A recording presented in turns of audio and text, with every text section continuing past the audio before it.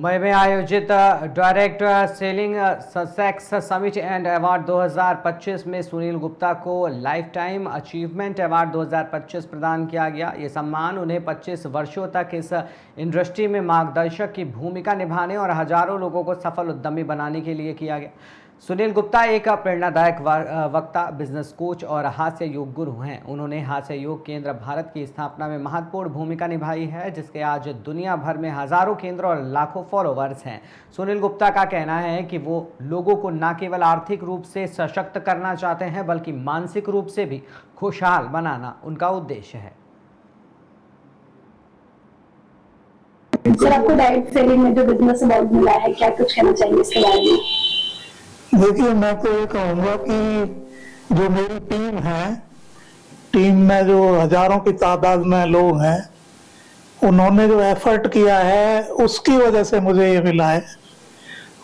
इसके अलावा जो 3,500 जो मिलेनियर बने हैं और 10,000 फैमिलीज ऐसी हैं जिनको बड़ी अच्छी इनकम हो रही है, एक डिसेंट इनकम हो रही है, तो मैं सोचता हूँ कि इन सारे लोगों का रिकॉग्निशन है।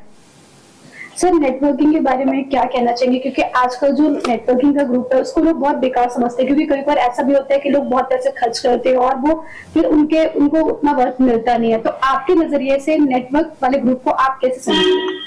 देखिए, क्या है, पहले जो है ना, काफी गड़बड़ झाला कंपनियां जो है आई हुई थी नेटवर्किंग में, लेकिन गवर्नमेंट का रेगुलेशन आया था 4-5 साल पहले। तो जब से ये रेगुलेशन आए हैं तब से जो है ना, ये जो बेकार की कंपनियां हैं वो ऑलमोस्ट गायब हो गई हैं। तो अभी क्या है, जो इधर जो रजिस्टर्ड कंपनी है उसी में काम करना चाहिए। और कोई भी व्यक्ति जिस कंपनी में भी काम करता है, एक तो प्रोडक्ट बेस्ड होनी चाहिए, है ना। तो ये कुछ चीजों का ख्याल रखना होता है जब कोई आप कंपनी करते हैं।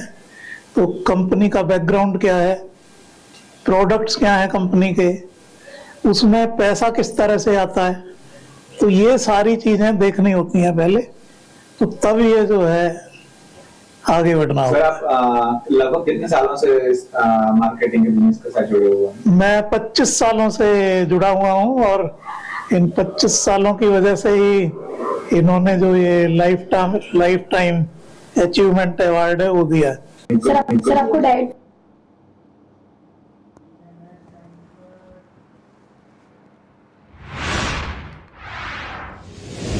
धार जिले के कुची तहसील अंतर्गत निसरपुर में धनगर समाज द्वारा अहिल्याबाई होलकर की मूर्ति अनावरण का कार्यक्रम धनगर समाज द्वारा खंडवा बड़ौदा मुख्य मार्ग के समीप किया गया। इस अनावरण कार्यक्रम में कोटेश्वर तीर्थ क्षेत्र के संत अयोध्या दास महाराज, कनकधाम श्री राम बाबा, गोपीनाथ मठ जिला भाजपा अध्यक्ष चंचल पाटीदार भी शामिल रहे।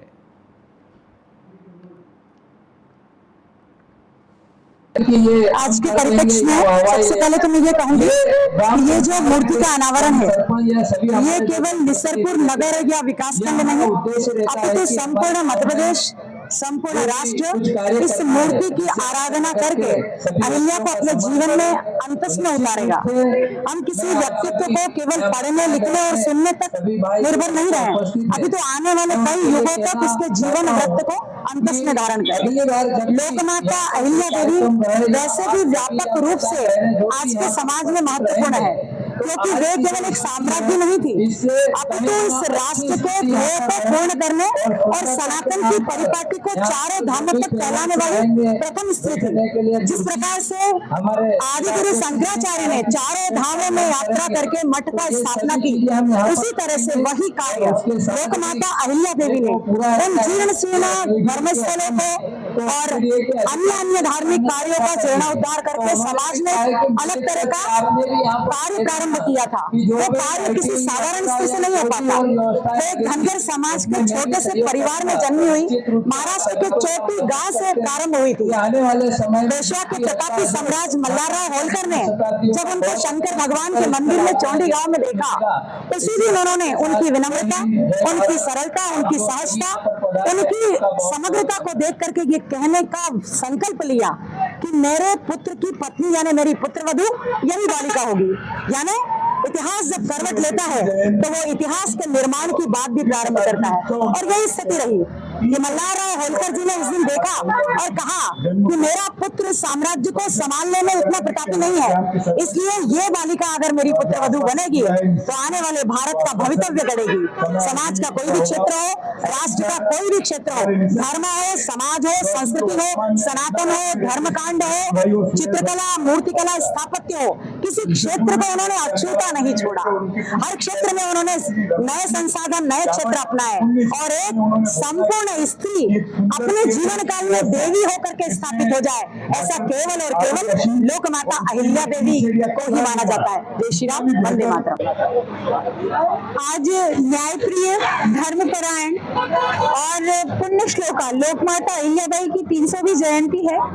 नीसरपुर में आज लोकमाता की प्रतिमा का अनावरण भव्य स्तर पर संपूर्ण समाज ने मिलजुल कर मनाया है, और यही लोकमाता ने अपने पूरे जीवन में भी संदेश दिया था कि संपूर्ण समाज समरस होकर रहे, मिलजुल कर रहे, एकजुट होकर रहे, और इसका प्रत्यक्ष उदाहरण आज नीसरपुर में देखने को मिला है। तो संपूर्ण क्षेत्रवासियों को इस लोकार्पण कार्यक्रम की भी बधाई, साथ ही इस सुंदर आयोजन के लिए भी बहुत बहुत बधाई। ये आज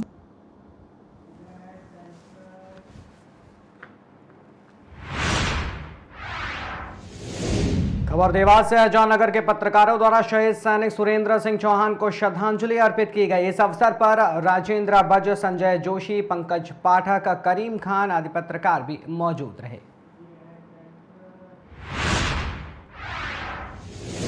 सोनभद्र ओबरा राज्य उत्पादन निगम की ओबरा सी तापिया परियोजना की 660 मेगावाट क्षमता वाली पहली इकाई का आज प्रधानमंत्री नरेंद्र मोदी ने कानपुर से वर्चुअल लोकार्पण किया था। तापी परियोजना सी इकाई को फरवरी 2024 से कॉमर्शियल लोड पर चलाया जा रहा था, जिसमें 660 की क्षमता वाली दूसरी इकाई का फुल लोड पर संचालन सफल हो चुका है। और कितना बड़ा लाभ होगा आम जनता को? बिजली के बनने से करीब 6 लाख घरों को एक्स्ट्रा बिजली मिलेगी, और साथ ही साथ अपने सोनभद्र डिस्ट्रिक्ट के ओबरा नगर आसपास के गांव के काफ़ी लोगों को रोजगार मिलेगा, जिससे उनकी शक्ति बढ़ेगी और परिवारों को लाभ होगा। ये दूसरा प्लांट कब तक चालू होगा और टोटल लागत कितनी आई थी? टोटल लागत 13,005 करोड़ रुपए है, और एक इकाई की लागत 6,502 करोड़ है, क्योंकि एक इकाई तैयार हो गई है, इसलिए 6,502 करोड़। अगले महीने हम दूसरी इकाई भी फुल लोड पे आ चुकी है, फुल लोड के बाद कॉमर्शियल लोड पे ले आएंगे, उसके बाद उसकी टोटल लागत 13,005 करोड़ हो जाएगी। धन्यवाद। आज देश के यशस्वी प्रधानमंत्री जी के नेतृत्व में ओबरा सी का जो पावर प्लांट बना हुआ है, इसका शुभारंभ हुआ, उद्घाटन हुआ है, जो बनकर के तैयार हो गया है, और हमारे देश के यशस्वी प्रधानमंत्री जी इसको जनता को समर्पित करने का काम किया है। सोनभद्र के लिए कितनी बड़ी उपलब्धि है? ये सोनभद्र के लिए बहुत बड़ी उपलब्धि है, क्योंकि यहाँ ये ऊर्जांचल की नगरी कहा जाता है, जो यहाँ से हमारे ओबरा से, अनपरा से तमाम हमारे प्रदेश को और देश को यहाँ से हर जगह बिजली उपलब्ध कराया जाता है।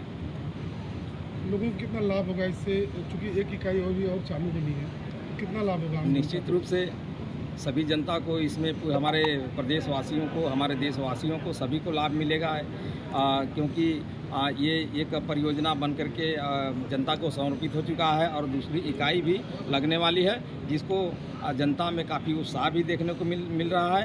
जो देश में कभी नहीं हुआ था, वो आज हमारे देश के यशस्वी प्रधानमंत्री जी आज कर रहे हैं। और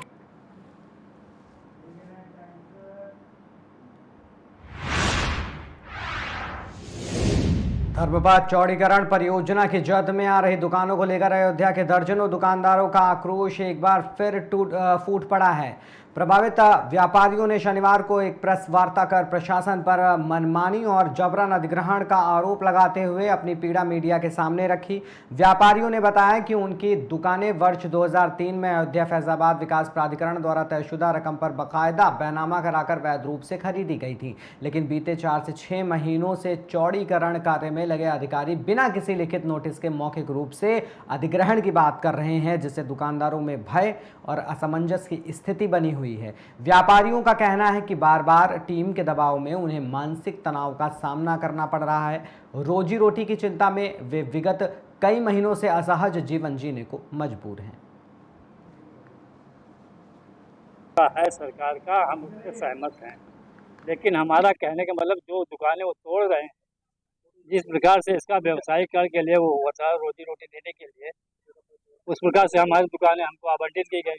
पहले तो उन्होंने आरक्षण कोटे का क्या नाम से अनुसूचित जाति का और महिला का आरक्षित कोटे से उन्होंने लाठी निकाल के आवंटित किया। उसके बाद एग्रीमेंट हुआ, उसके बाद बैनामा हुआ। अब सरकार जिसने भी प्राधिकरण ने जो बनाया बांटा जीविका दी, ये आज के सरकार कह रही जबरदस्ती कर रहे हैं। ये कहते हैं हम मुआवजा भी 1,07,000 क्या दे रहे हैं, और दुकान की जबकि हमारे दुकान की रजिस्ट्री बैनामा शुल्क लगा जो वो 5,03,000 पर है, तो किस उससे दे रहे हैं वो। जिस प्रकार से ये क्या नाम से सुलभ शौचालय को पीछे दिए हैं बना के, उसी प्रकार से हम लोगों को फ्रंट में दुकान है महिला आरक्षण देने के। और कार्नर पैलेस पर इच्छुक जगह पर ट्रांसफर करने कार्नर पैलेस का इन्होंने 10% अलग भी चार्ज लिया है, उसकी मूल्य 10% बढ़ा के लिए। जिला प्रशासन का कहना है कि आप लोगों को कहीं ऊपर दुकानें दी जा रही हैं। वो इस उम्र में हम ऊपर चढ़ पाएंगे? अच्छा आप आएंगे, अगर बुजुर्ग हैं आपके गांव देहात के लोग आएंगे, नाश्ते पानी की दुकानें व्यवसाय करके साथ ये बसाया गया है। वो पार्किंग की बनाई गई है, पार्किंग भी खत्म कर दी गई, दुकानें सब तोड़ी जा रही हैं, कुछ हो ही नहीं रहा है। क्या मांग कर क्या नाम आप? कुमुद कुमार कनौजिया, दुकान नंबर 48 मेरी वाइफ के नाम है। ये हमने प्राधिकरण से दुकान ली थी और ये हमारी दुकानें 23-24 साल हो चुकी हैं हम लोगों को करते हुए। जीवन यापन हमारा यहाँ से चल रहा था और अचानक में सरकार का ये नियम आया और ये लोग हमारी भूमि को अधिग्रहण करने लगे, लेकिन मुआवजा उचित न मिलने की वजह से हम लोगों का प्रशासन में बातचीत हो रहा है।